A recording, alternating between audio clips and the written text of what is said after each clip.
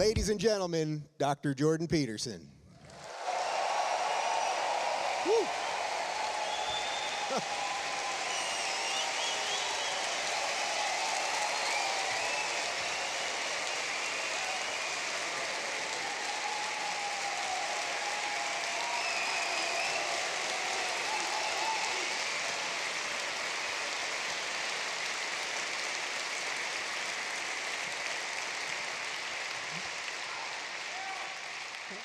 Norwegians say, known for their extroverted enthusiasm. That's pretty sweet coming out to that, huh? Yeah, that's for sure. All right, so here's what we're going to do. I All want to right. go through some of the big questions that I've come up with during the last 5 or 6 months on the road with you, which have just been an incredible, truly life-changing time for me. And then we're going to end with Oslo's best question. You got 45 minutes in you? We'll see. All right. So first off, every single night you are different. And I think tonight, perhaps different, more different than any night so far. How the hell do you do it? I honestly don't know. I usually go back in the green room with you for a little bit before, and about 10 minutes before showtime, I walk out of there and you say you need to think for a little bit. And then you somehow do an hour and a half summing up everything you think in a different way on any given night. Well, I'll answer that technically. The first thing is that something I tell my students, if you want to write an essay, you need a problem, because the essay is an attempt to solve a problem. So first of all, you need a problem. And then second, if you're going to devote time to the problem, then it should be a problem that is your problem. At least a piece of it should be.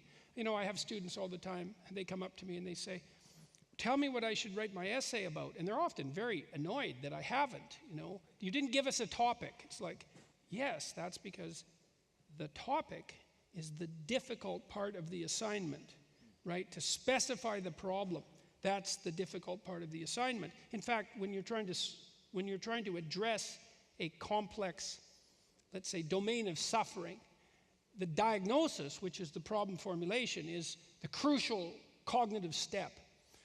So if you want to write, you need a problem. And if you want to write truthfully, then you need a problem that's yours. And if you want to write in a focused and aimed manner, then you unite your thinking around the problem.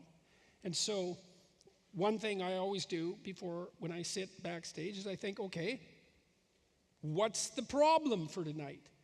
And the problem for tonight was victim. So it was one statement. It's like, okay, let's explore the concept of victim and go down as far as we possibly can. Okay, so then I would say I have my knowledge organized in an idiosyncratic manner.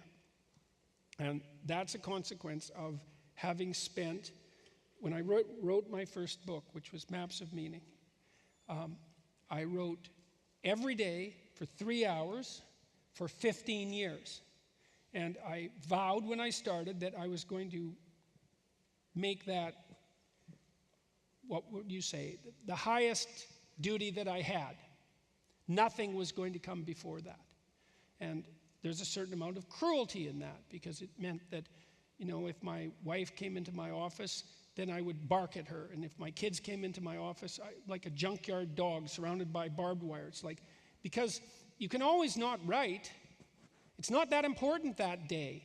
And there might be more pressing concerns, and they're probably, including people who would just like to have something to do with you for a while, or do something nice, or have a problem fixed. It's like, no, go away.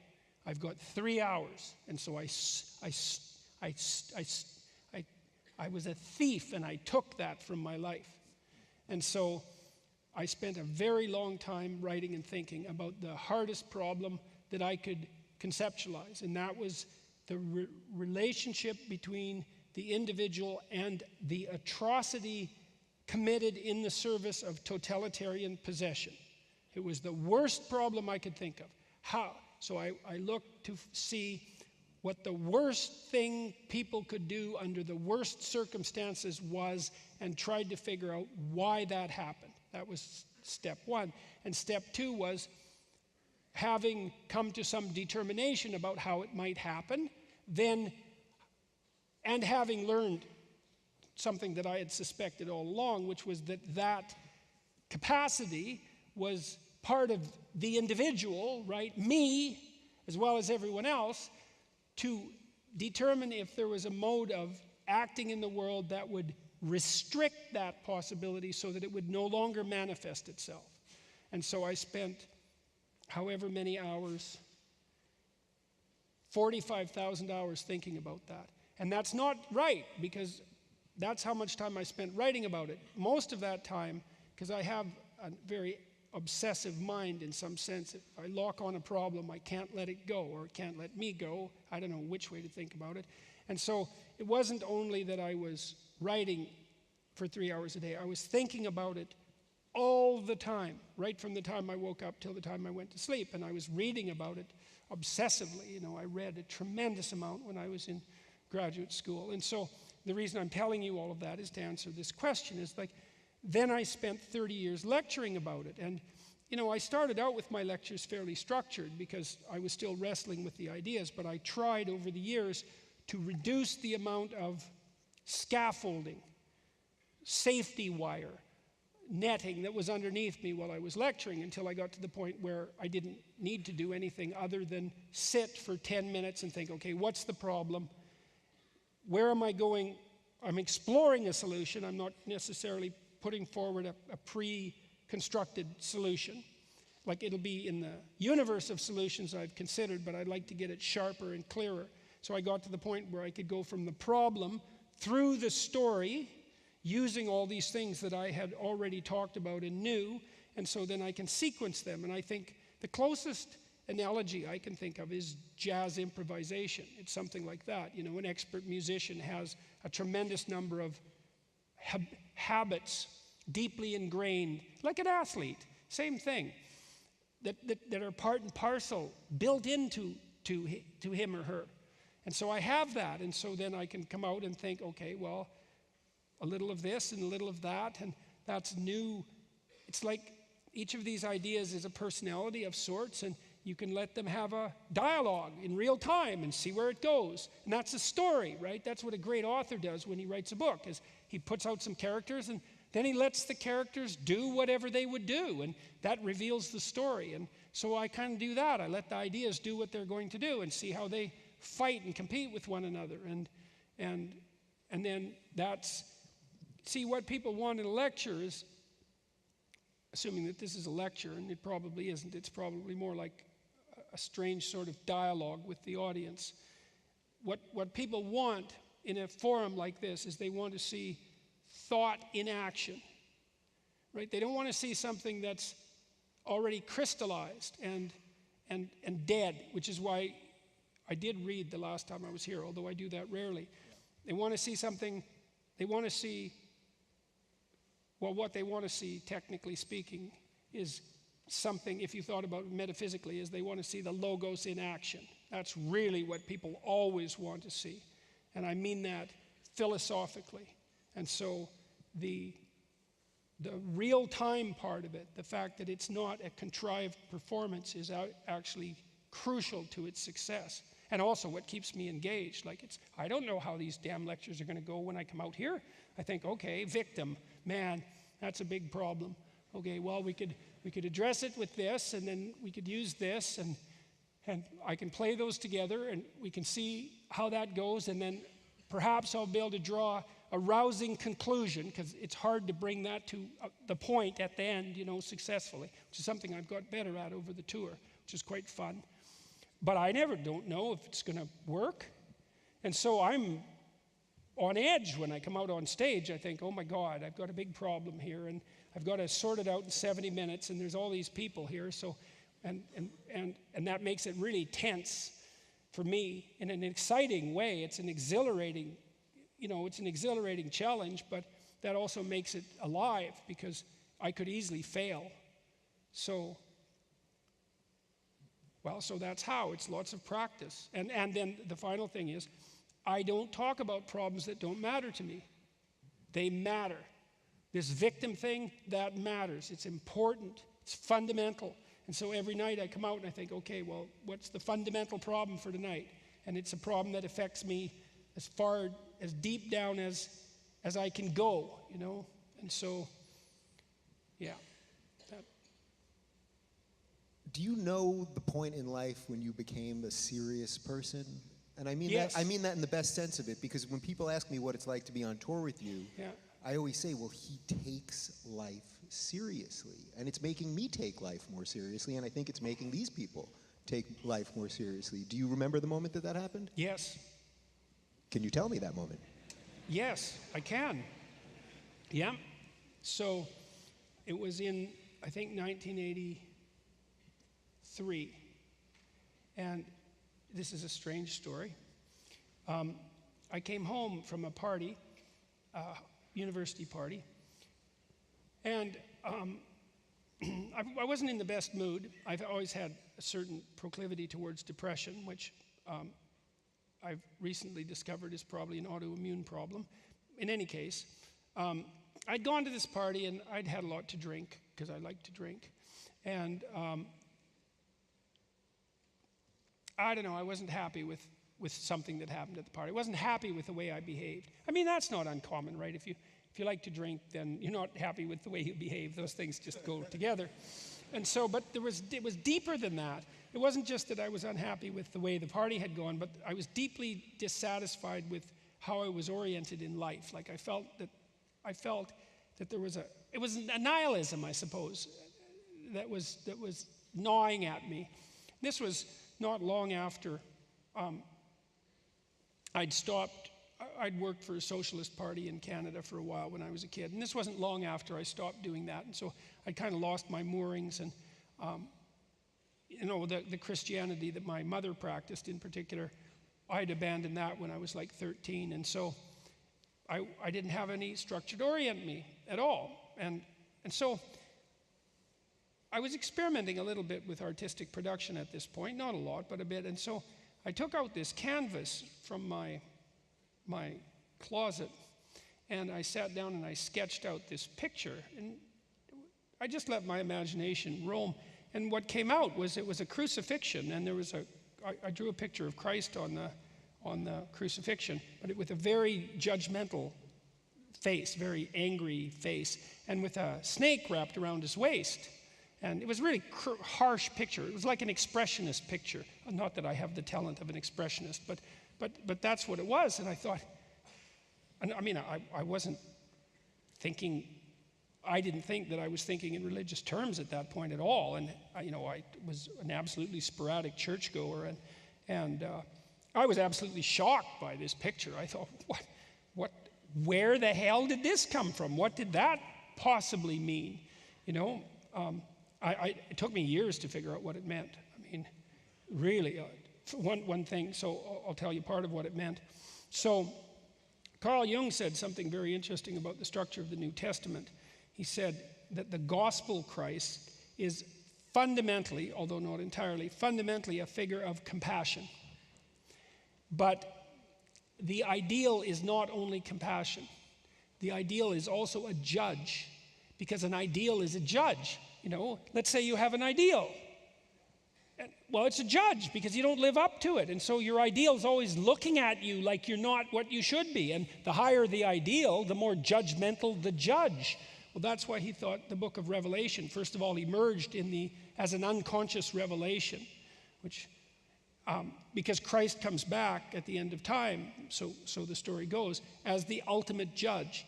And virtually no one is judged acceptable. Well, why? Well, because by the highest possible, speaking psychologically, even biologically for that matter, the idea of Christ is the instantiation of the ideal as such. That's what it is. Now, it might be more than that, but that's what it is. It's whatever a human being would be if a human being was perfect. And it's an effort of our collective imagination to represent that symbolically, which we do with cathedrals, for example, when we paint the image of Christ against the dome that represents eternity itself. That's the ideal. Now, you might say, well, I don't believe in the ideal. It's like, you're missing the point. You're missing the point. And so that ideal is a judge, and the farther you are away from that ideal, the harsher the judge. And so the snake was part of that, because the thing is that if you're low enough and the ideal is high enough, the ideal itself is so judgmental and so detached for you that it starts to look to you like your enemy. And so that was the painting. And it was like, and I was asking a question. That was the thing, I was asking a question. I was asking, like, what would I have to do to set this, what would I have to do to set the situation that I'm in right? And so then I drew this picture, and the picture had the answer. I mean, artistic production always has the answer. That's where the answers come from, you know. And so that was a manifestation of imagination. It was part of me attempting, in its symbolic mode of personified thinking, to deliver a message. And so I swore that night that I was going to do whatever it took to set myself right. Period. Whatever. And I was dead serious about that. And so that was the moment. And then I don't know what I did with that picture. I hid it in my closet because I was so freaked out by it. I thought, what the hell is this? It's like some schizophrenic nightmare. It's like underneath the covers with that thing. But it wasn't long after that I wrote the first essay that eventually turned into this Maps of Meaning book. It was a poem to begin with, actually. That was how it came about first. So that's when I decided to straighten myself out, to straighten myself out. That's what I was going to do. So I think this is our 13th show in Europe. We've got a couple more over the next couple days, and now it sounds like we're extending for another 30 or 40 probably in the spring. I mean, this thing has just grown and grown and grown. Are you shocked at the amount of people that live in Western societies, here in Norway, especially when we were in Sweden a couple days ago, but all the countries that we've been in, that live in free societies yet are completely afraid to say what they think? Is it absolutely shocking to you? I think what I've been most shocked about in all of that is what's happened in the UK, with the police starting to prosecute people for crimes of offensiveness. That's just, and I think that's probably partly because I see that as broadly reflective of something that's happening in the West in general, but it's particularly shocking and appalling to me as a Western Canadian, you know, because obviously Canada was part of the British Empire, and when I grew up, like, there was a pretty tight affinity still in Western Canada with the British Empire. I mean, our maps were the Dominion of Canada. It was still pink. You know, it was still part of the British Empire. We sang God Save the Queen constantly at public gatherings. That's gone by the wayside. And you know, I've always regarded British common law and the British parliamentary tradition as, well, one of, perhaps the highest achievement of Western civilization. I mean, you could argue about that, but it's in the top 10, let's say. And then to see the Brits, who also have this phenomenal sense of humor, this ability to say anything, no matter how outrageous, about anyone, and to include themselves in the joke, right? Which is such an elegant way of expressing comedic freedom. To see them going down this road is it's what is it exactly? Well, it's deeply saddening, that's for sure. And what's horrifying, and that's not exactly the right word. I don't know what the word for it is. There's certainly sorrow that's associated with it, disbelief. It's also that at watching that happen in what I still think is like the central core of the idea of individual sovereignty and freedom as expressed across the Western world. And then there's similar manifestations of that everywhere else, but the police prosecuting people for, you know, asking people to turn in their neighbors if they say something offensive, and that's happening in the UK. Well, we saw that, you know, somebody sent me pictures of posters in the Scottish subway, in the metro, in the tube, saying, inviting people to inform on their neighbors for being offensive. It's like, what the hell? I knew this was coming because I knew. We brought our first hate speech laws in Canada back in the 1980s. We were after this character named Ernst Zundel, who is a particularly despicable piece of work, hard hat wearing, right-wing, anti-Semite, Holocaust denier. He had it all, that guy. And, it was his shenanigans, careless, malevolent shenanigans that enticed Canadians into producing hate speech legislation. I thought, no, that's not good. It's not good. You're making a big mistake. We're going to pay for this. It's going to unfold over a long time. Who defines hate? The crucial issue. It's not like it's a scientific category. It's a judgment. And the answer is those whom you least want to have the power to define it, because they're the ones that will take that power to themselves. And if you think that isn't going to affect what you get to say, well, you've got another think coming. So I think it's we're going to pay for it. And hopefully we'll wake up and push back before we have to pay too high a price. We're going to pay for it. So, yeah. And we're going to deserve to pay for it too. He's talking to you. Mm-hmm. What? Well, last night I was on this British show called Question Time, which is a very famous British show, and there was a woman parliamentarian there from Ireland who was pretty bright. I liked listening to her, but the host asked me about this character named Count Dankula. I don't know if you know about him. His girlfriend, he's a comedian. Well, he thinks he's a comedian. And, well, but, there are lots of comedians who think they're comedians that aren't funny. And I'm not saying he's not funny, because other people think that he's a comedian too, but he presents himself as a comedian. Count Dankula. I mean, that's actually a joke, that name. And his girlfriend had a pug, and I liked Count Dankula because he hated that pug. And I'm not very fond of pugs. I think they're hideous little creatures.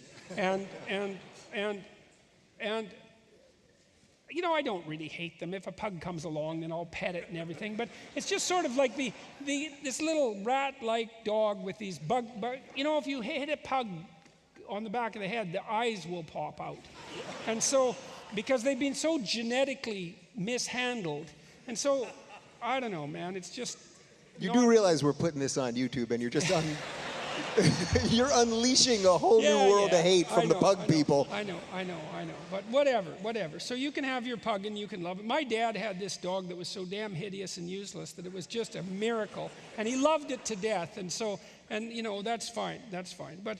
And there's kind of an ironic attitude in the dismissal of pugs. And Dankula didn't like his girlfriend's pug, and so he thought he'd play a mean trick or a mean/funny trick and teach it to do a Hail Hitler salute, which I actually thought was quite funny. It's like, I don't see that as glorifying Hitler. It's a pug, for God's sake. It wasn't a what do you call those, Doberman, It was a pug. It's like teaching a rat to do a Hail Hitler salute. I love how this has come down to the breed of dog with you. Well, these things matter in terms of the way they're represented, And then, he taught it to. It's so horrible. And I'm gonna be so killed for this. He taught it to do its little salute when he said "gas the Jews," which is not funny, Except it's horribly funny, that's the thing. Well, look, and so you laugh, that's right, because you're all horrible, and you know perfectly well that it's horribly funny.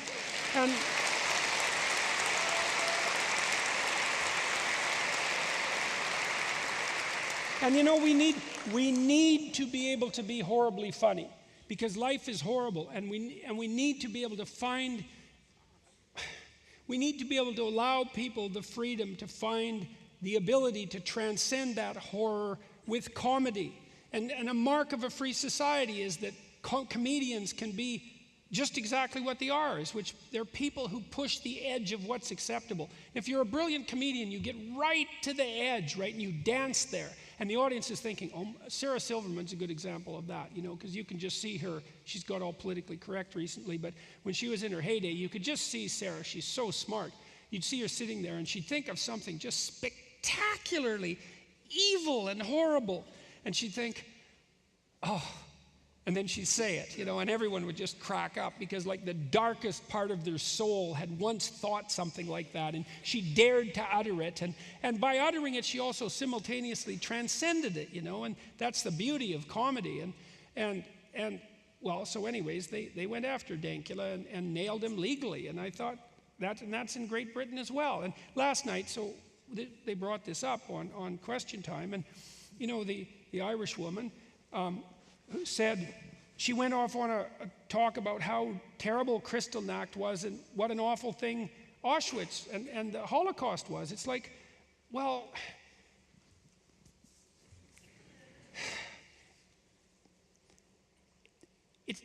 you're not that morally virtuous to notice that. You know what I mean? It's like, and it didn't have anything to do with the topic at hand. It's like, yeah, you wouldn't say that you noticed that unless you were implying that there were people around you, including this Count Dankula, who didn't notice that. Okay, it had nothing to do with whether he should have been prosecuted for his stupid joke. And you can say, well, you could say it was a stupid joke, which it certainly was. You could say that it was a hateful joke, which I don't agree with, by the way. But you could say that, and I think you could make a credible case for that. But then to say that because you think that the Holocaust was bad, he should be criminally prosecuted. It's like, no, sorry, man, you've crossed the line. And there's no excuse for it. And so that's part of what's worrisome about the state of discourse in the free West. That same thing, comedians won't go to university campuses. It's the same thing. You don't get to be funny. So, and if you can't be funny, then you're not free. The jester in the king's court's the only person who gets to tell the truth. And if the king is such a tyrant that he kills his jester, then you know that the evil king is in charge. And so when we can't tolerate our comedians, it's like, well, there you go. They're the canaries in the coal mine as far as I'm concerned. So...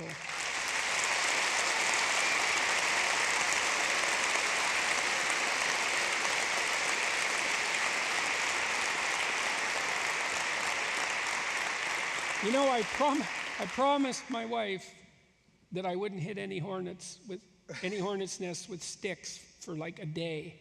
And now I just hit a big hornet's nest with a stick. So sorry, Tammy. She's here somewhere. Yeah. Give it up for Jordan's wife, by the way. She's been on this entire tour.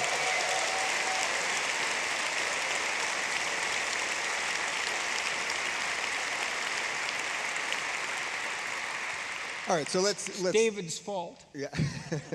Let's shift gears a little bit. What has been the best part of this adventure, of this tour, for you personally?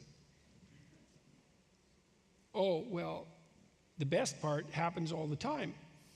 The best part, I think I told this story tonight, though I'm not sure because I talked to a bunch of journalists today, so I can't remember when I told this story, but this guy came up to me last night. He was a kind of a pierced guy, rough-looking guy, and he's probably in his late 20s, maybe early 30s. He said, I've been smoking drug-free for 9 months. And I said, hey, good work, man, because he looked pretty pleased about that. I said, well, hopefully that's a lot better. And he said, it's a lot better. And I said, well, good for you for sticking it out, and I hope you can continue it. And I meant that because I did mean good for you, and I hope you can stick it out. And he knew I meant that because he wouldn't have bloody well told me that to begin with if he didn't think that that was going to be the response. And then he said, I got 9 of my mates to do the same thing. Wow. Yeah, I thought, right on, man, that's great.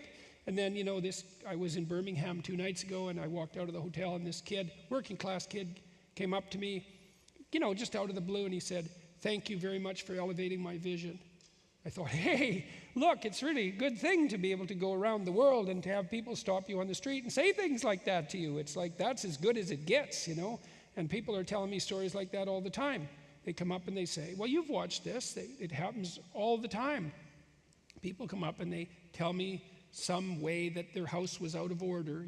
They're hopeless and nihilistic and drinking too much and watching too much pornography and procrastinating too much and being not serious with their relationship and not getting along with their parents and, not formulating a vision and not growing up. And, well, there's just endless ways that you can descend into a kind of, what would you call it, a kind of grungy, filthy carpet-infested hell. And then they say, look, I've been watching your lectures and I developed a plan for my life and I've been trying to be more responsible and I've been really trying to tell the truth and I mended my relationship with my father and I got married to my girlfriend and now I have a flat and I quit doing drugs and I've just tripled my salary in the last year and I didn't commit suicide like I was going to 6 months ago. I think I have, I don't know, out of the 150 people that I talk to each night, I would say probably over the course of the lecture series, there's probably 10 people like that a night who tell me that. And so, and because I believe what I said tonight, I believe that the individual is sovereign and that individual sovereignty is the cornerstone of reality itself, and it's the cornerstone of the state, and it's the cornerstone of reality itself. I truly believe that to be the case. That every time I hear someone say, look, I've got my act together, I think that's one more weight on, if the scales are always tilting towards good or towards evil, then every time someone decides to straighten themselves up, they take a major weight off the evil side and they put it on the good side, and it's not trivial. And I believe that that's what the redemption of the world depends on. It's not political. It happens at the level of the individual, just like the descent into totalitarian catastrophe occurs when people abandon their sovereign responsibility, which I think is the most accurate way of diagnosing what happened in the 20th century. So whenever someone comes up to me and says, I was not doing so well, and here's 3 ways where I've really put my life together, we have a little 15-second party, and we both know why. And so that's as good as it gets. And so that's happening constantly. And I feel, generally speaking, that these events are like they're celebrations of that. And so interesting to watch the media miss this completely. It's like they don't have the conceptual, what would you say? They don't have the conceptual tools to understand that something might be happening that's worthy of note outside the purely conventional confines of the stultifying and dull political discourse. But it doesn't matter. It might be nice if it didn't happen. It doesn't fundamentally matter because I'm a psychologist. I decided a long time ago that the individual was the right level of analysis, and so it's an absolute, it's not a pleasure. It's not the right way of thinking about it. What's rule 7? Do what is meaningful, not what is expedient. This is the most deeply meaningful thing that I can envision doing. So that's great. It's great. It's hard. Great is hard. When something great happens, that's hard, right? It's not something trivial, but it doesn't matter because it's great. And so every time someone says to me, I'm better, I'm getting along with my father, I've married my girlfriend, we're going to have a child, we weren't going to have children, now we're going to have children, I think, that's one more. So that's great, man.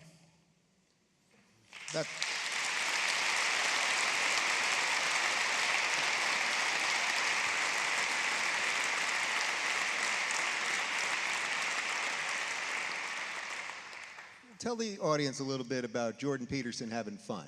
We did serious Jordan Peterson. What's Peterson doing for fun?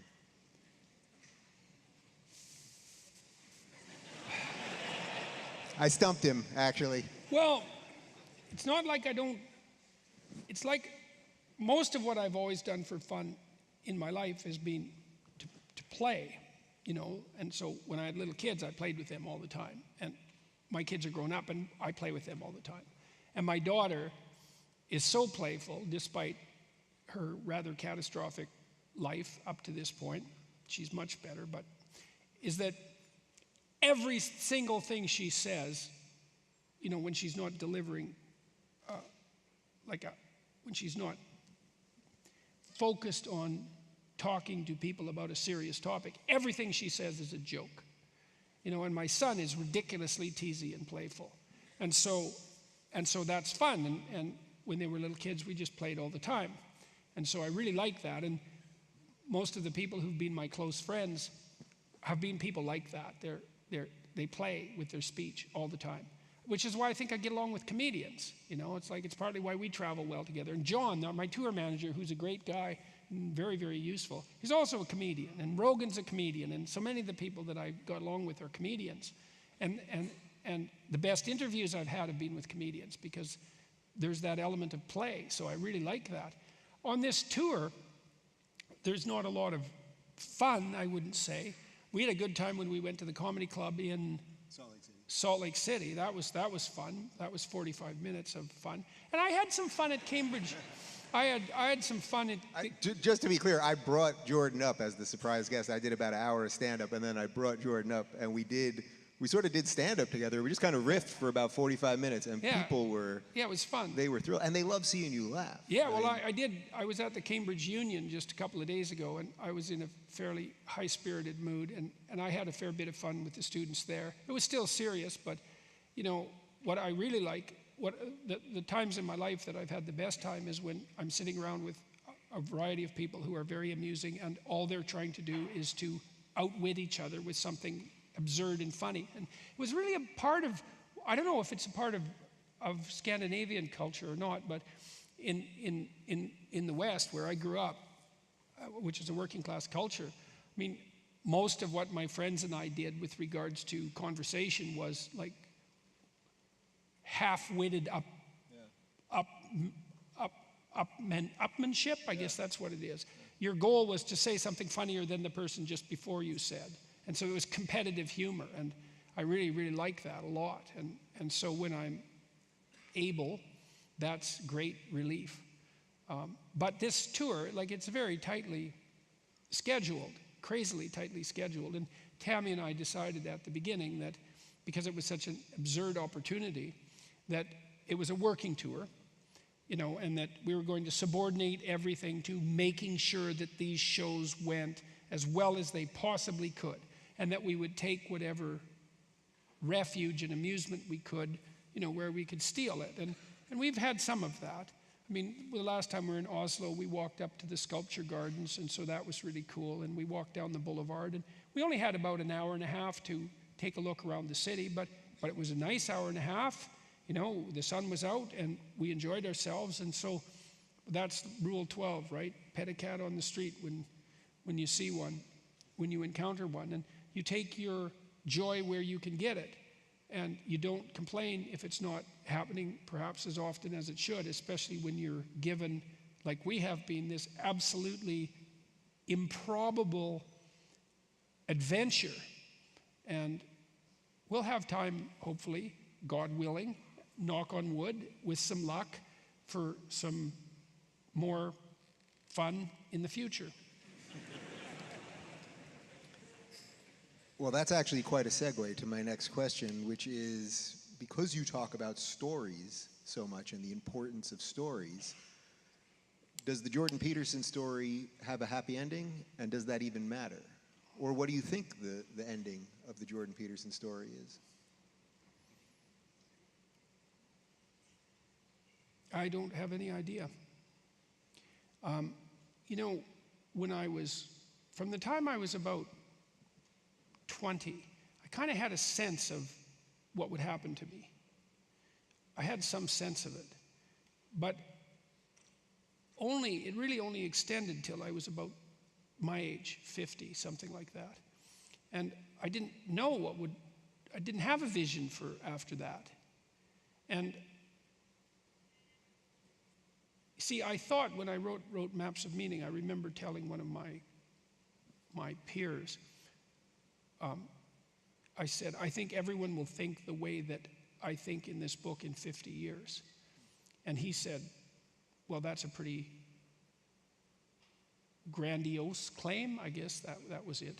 Something like, well, fair enough, you know. But by the same token, I wasn't taking credit for the ideas. Like, I was taking some credit for clarifying them. The ideas were already there. They're everywhere, those ideas. But clarifying them is something. And so I knew that what I was working on in Maps of Meaning was at the center of things in some sense. And that manifested itself in my teaching career because, well, I taught at Harvard for 6 years, and the course there, which was based on my book, was very, very popular, and students regarded it as life-changing, and the same thing happened at the University of Toronto. And so I knew that power was in those ideas. But I don't see my future very clearly from here on in. You know, over the next year, I'm going to do more of what I'm doing. I want to return to the Exodus. I like doing those biblical lectures. I thought that was useful and important. So I want to do that. But my vision kind of runs out in December of 2019. And I don't know because all of this is so unlikely. You know, I've thought for the last 2 years, every single day, I've thought, well, this has got to come to an end. Like, this is ridiculous. And this is ridiculous. It can't continue. But it is continuing. And so I have no idea. How do you predict something like that? I mean, for the longest time, I thought that as this wave grew, the probability that I would end up like a surfer smashed on the beach was the highest probability outcome. And I still probably think that that's the highest probability outcome. But I'm not as apprehensive about that now as I was, because in some sense, assuming I don't do anything spectacularly stupid like defend Count Dankula on Dave Rubin,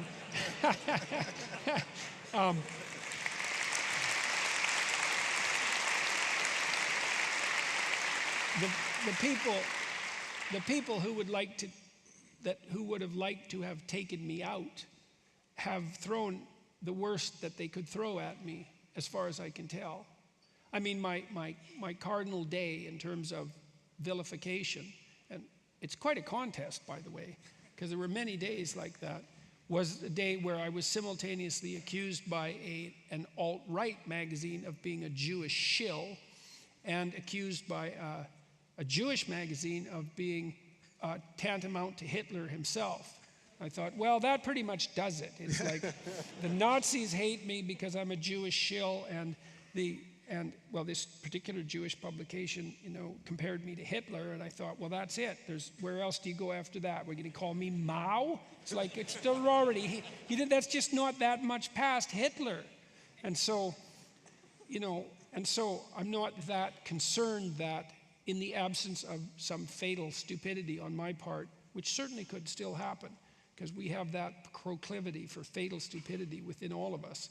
I'm not too concerned that I'm going to be taken out by my ideological opponents, but by the same token, this is a pretty unwieldy and unprecedented situation to be in, and so I'm not under any illusions about its stability or safety. So, who knows, man? Well, I'll stick with you as long as you'll keep me. So there so you far, go. so good. All right, so I promised you guys that I was going to take what I thought was the best question from you guys, and there were hundreds of them. I was reading through them during the lecture, but I thought this was the best we got out of Oslo. Will you move to Oslo and run for Prime Minister of Norway?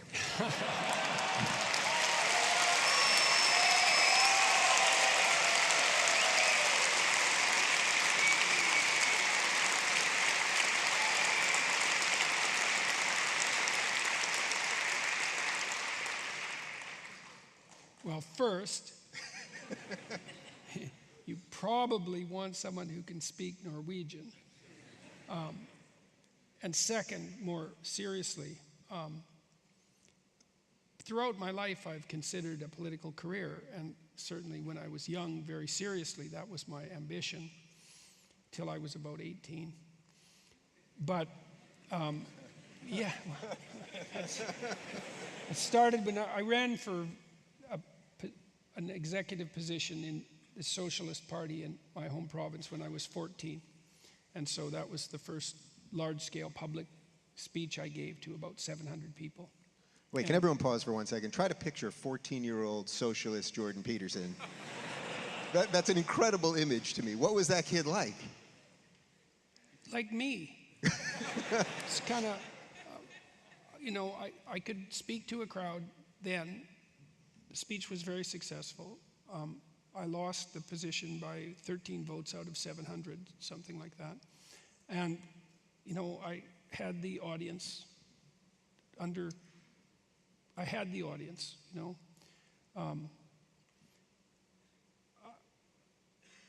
So, there's certain things about you that remain constant. Hopefully I know more than I did then. That's to be devoutly hoped for. I stopped actively pursuing a political career when I was 18. And the reason for that was because I became more interested in something else, which is what I was talking about tonight. Because it turned out that the political problems that I was interested in were deep enough, arguably, not to be political.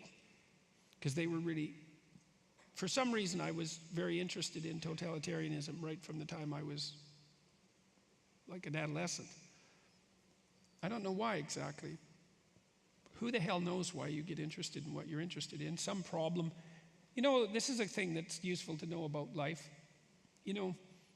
All of you have problems that bother you.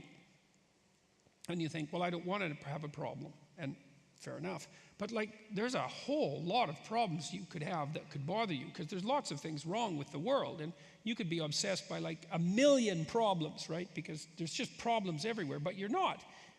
Some problems grab you. Why? It's a mystery.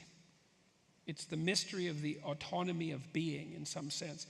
A problem grabs you and it won't let you go. It's like there's suffering in that. But that's your problem. And in that problem might be your destiny. I think that's right, is in the problems that grip you are the portal to your destiny. And so, well, then you can accept them. It's like, what are you going to have? No problems? Good luck with that. So you've got your problems. One of the things you learn as a therapist is you don't interfere with people's problems. And what I mean by that is this. Let's say you come to me and, we have a discussion about what's going wrong in your life. And I listen because I want you to explain what the problems are. Because what do I know about your life? It's like I need to listen so that I can hear what your problem is and not rush to a conclusion.